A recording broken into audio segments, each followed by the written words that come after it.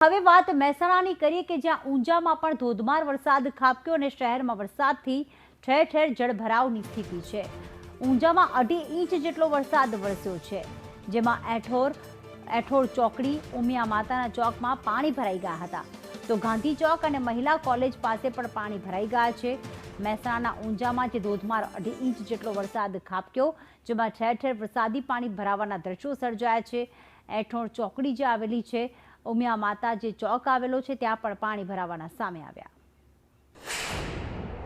ઊંઝા શહેરમાં ગત રાત્રિથી ધીમે ધારે વરસાદ વરસતા ઊંઝામાં અંદાજે 2.5 ઇંચ જેટલો વરસાદ ખાબક્યો હતો, જેને લઈને નીચાણવાળા વિસ્તારો જે હોય છે તેમાં પાણી ભરાવાની સમસ્યાઓ થઈ છે, જેને લઈને વાહન ચાલકો છે એ મુશ્કેલીનો સામનો કરી રહ્યા છે। ઊંઝા શહેરના વિસનગર ચોકડીથી ઉમિયા માતા જવાના જે રસ્તો હોય છે ત્યાં પાણી ભરાતા જે વાહન ચાલકો જે હોય છે તે પરેશાની મુશ્કેલીનો સામનો કરી રહ્યા છે।